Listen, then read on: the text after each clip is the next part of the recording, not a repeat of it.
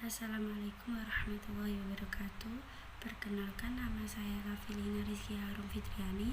Saya dari kelas A, Tadris Matematika IAIN Kudus. Di sini saya akan menjelaskan Pancasila dalam arus sejarah bangsa Indonesia. Bagaimana Pancasila dalam arus sejarah bangsa Indonesia? Di sini ada 3 pertanyaan. Saya akan menjelaskan satu persatu ya. Yang pertama, apa sebenarnya nilai-nilai dasar yang menjadi acuan dan identitas nasional negara selain negara Indonesia? Di sini saya mengambil contoh negara Prancis. Negara Prancis memiliki sistem dui partai yang tidak bervariasi seperti Indonesia, sehingga keanekaragaman pendapat lebih terbatas. Negara Prancis merupakan negara penganut sekularisme atau negara memberi kebebasan atas agama dan kepercayaan, tetapi kurang memperhatikan kebebasan beragama. Contoh, dilarang memakai hijab. Di Prancis, kabinet dapat dibubarkan oleh Majelis Nasional. Hal ini dapat disalahgunakan oleh pihak-pihak tertentu. 2. Bagaimana model pewarisan nilai-nilai dasar negara selain negara Indonesia? Di sini saya masih menggunakan contoh negara Prancis ya. Pewarisan nilai-nilai dasar negara Prancis. Deklarasi Hak Asasi Manusia dan Warga Negara Prancis adalah salah satu dokumen mendasar dari Revolusi Prancis, sekumpulan hak-hak individu dan hak kolektif. Diadopsi pada 26 Agustus 1789 oleh Majelis Konstituen Nasional sebagai langkah awal untuk jatuh sebuah konstitusi. Hak-hak mendasar tidak hanya bagi warga negara Prancis, tetapi untuk seluruh manusia tanpa terkecuali, seperti orang-orang lahir dan tinggal lebih bebas serta sama di hadapan hukum. Manusia angka bebas dan tetap setara di dalam hak. Perbedaan sosial dapat ditemukan hanya pada keperluan umum. Nomor 3. Bagaimana perbandingan nilai-nilai dasar yang dianut oleh negara tersebut dengan nilai-nilai dasar yang dimiliki bangsa Indonesia? Persamaan nilai-nilai antara Prancis dengan Indonesia. Prancis dan Indonesia adalah negara kesatuan. Konstitusi negara Prancis dan konstitusi negara Indonesia adalah tertulis. Kedua negara memiliki pemerintahan daerah dan mengenal dekonsentrasi serta desentralisasi. Sistem pemerintahan negara Prancis mirip dengan sistem pemerintahan yang ada di Indonesia, di mana di samping adanya daerah-daerah administratif, terdapat juga daerah otonom, serta misalnya departemen dan komune. Perbedaan antara negara Prancis dengan Indonesia yaitu 1. Parlemen Prancis adalah bikameral, sedangkan di Indonesia adalah trikameral, atau disebut juga MPR, DPR, DPRD. 2. Prancis dalam bidang eksekutif dipimpin seorang presiden dan dalam menjalankan kabinet dibantu oleh seorang perdana menteri, sedangkan di Indonesia hanyalah seorang presiden. 3. Sistem pemerintahan yang dipakai oleh Prancis adalah semi-presidensial, sedangkan Indonesia pakai sistem presidensial. Parlemen Prancis terdiri dari Majelis Nasional dan Senat, di mana Majelis Nasional memiliki kekuatan untuk membubarkan kabinet sehingga pihak anak buah menjadi penentu pilihan pemerintah. Sedangkan di Indonesia, kabinet tidak dapat dibubarkan oleh parlemen. Dan saya udah menjawab 3 pertanyaan, dan di sini saya akan menjelaskan satu persatu tentang periodisasi Pancasila dalam arus sejarah Indonesia. Yang pertama, periode pengusulan Pancasila atau Sumpah Pemuda dan Sidang BPUPKI pertama. Apakah kalian tahu siapa saja tokoh yang berbicara pada sidang BPUPKI? Yaitu Bapak Muhammad Yamin, I.R. Soekarno, Ki Bagus Hadikusumo, dan Bapak Supomo. Keempat tokoh tersebut menurut pandangan mereka sendiri-sendiri, dan seperti yang kalian ketahui, salah satu pengusul calon dasar negara adalah Insinyur Soekarno. Beliau berpidato pada tanggal 1 Juni 1945. Setelah pidato Insinyur Soekarno, dibentuklah panitia kecil atau disebut Panitia 9 yang termuat informasi pembaca seputar calon dasar negara. Untuk sementara itu, sidang pertama dihentikan. 2. Periode perumusan Pancasila atau sidang BPUPKI 2. Perlu kalian tahu, dalam perumusan Pancasila, sidang BPUPKI dilaksanakan pada 10-16 Juli 1945 yang naskahnya bernama Pembukaan Hukum Dasar atau sering disebut Piagam Jakarta. Dan ternyata Piagam Jakarta merupakan naskah awal pernyataan kemerdekaan Indonesia.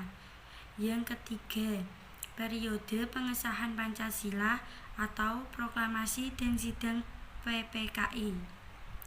Dan pada tanggal 18 Agustus 1945, perumusan Pancasila disahkan yang isinya dalam pembukaan UUD 1945, yaitu ketuhanan yang Maha Esa, kemanusiaan yang adil dan beradab, persatuan Indonesia, kerakyatan yang dipimpin oleh hikmat kebijaksanaan dalam permusyawaratan perwakilan, keadilan sosial bagi seluruh rakyat Indonesia.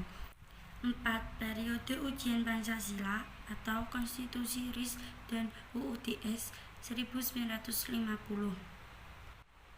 Berdirinya negara RIS dalam sejarah ketatanegaraan Indonesia adalah sebagai suatu taktik secara politis untuk tetap konsisten terhadap deklarasi proklamasi yang terkandung dalam pembukaan UUD 1945, yaitu negara persatuan dan kesatuan sebagaimana yang termuat dalam alinea 4 yang berdasarkan UUD 1945 dan Pancasila.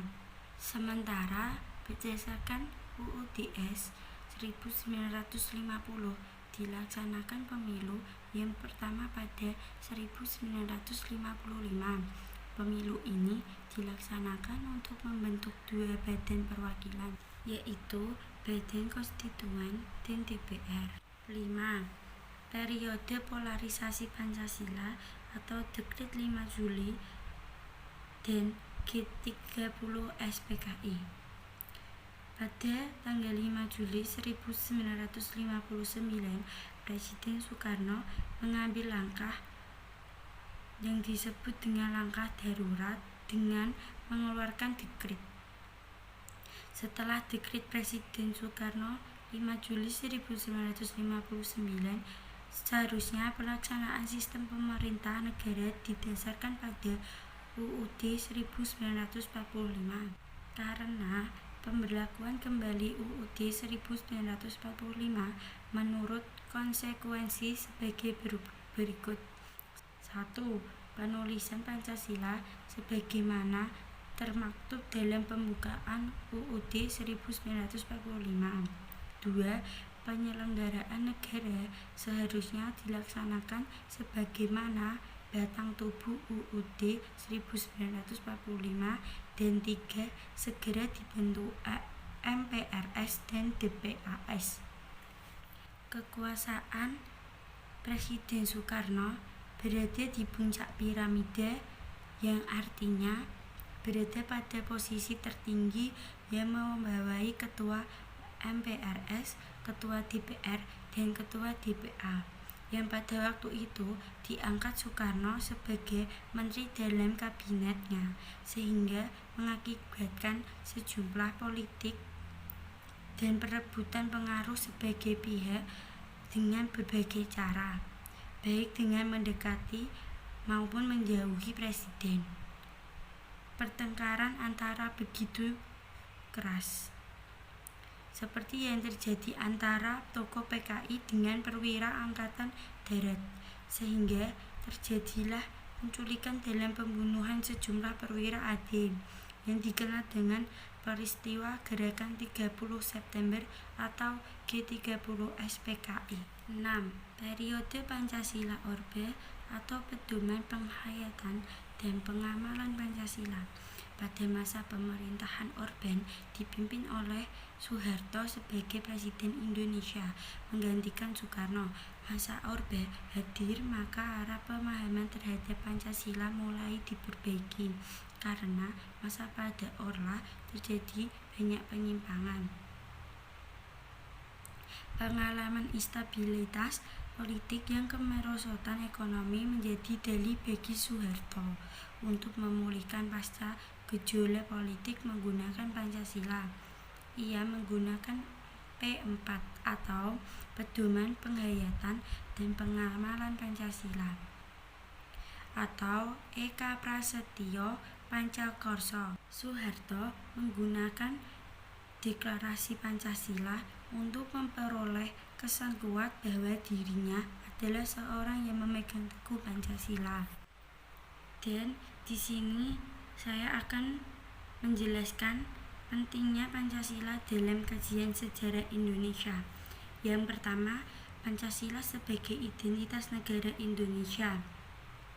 Pancasila sebagai identitas negara Indonesia yaitu sebagai kepribadian bangsa yang dapat mendorong bangsa Indonesia agar tetap berjalan sesuai relnya, tetapi tidak melawan arus, melainkan bangsa menjadi lebih cermat dan bijak dalam menjalani dan menghadapi tantangan dan juga peluang yang ada.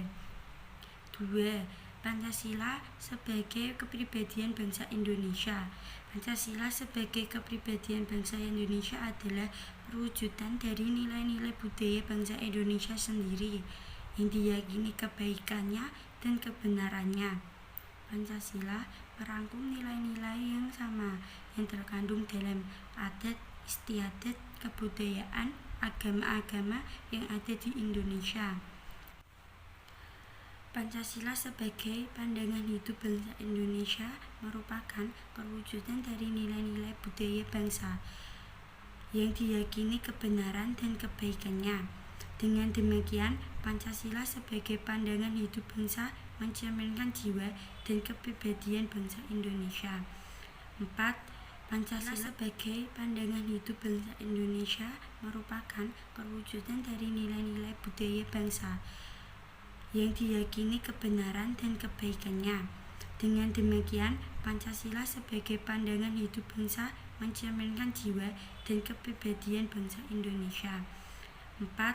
Pancasila sebagai jiwa bangsa yaitu bahwa Pancasila berperan sebagai nyawa, sumber pandang hidup, ideologi bangsa, bahkan ciri khusus bangsa Indonesia, di mana Pancasila ini dapat seiring dengan perjalannya sejarah Indonesia, sehingga mampu membedakan antara ciri bangsa Indonesia dengan bangsa lainnya. 5. Pancasila sebagai perjanjian luhur. Pancasila sebagai perjanjian luhur bangsa adalah Pancasila merupakan keputusan final bagi bangsa Indonesia yang harus diamalkan dan dilestarikan oleh seluruh rakyat Indonesia. Hal tersebut menandakan bahwa perbedaan beragama yang terdapat di Indonesia tidak menghalangi setiap rakyat untuk bersatu. Sekian itu penjelasan dari saya. Bila ada kekurangan atau kesalahan kata, saya minta maaf. Assalamualaikum warahmatullahi wabarakatuh.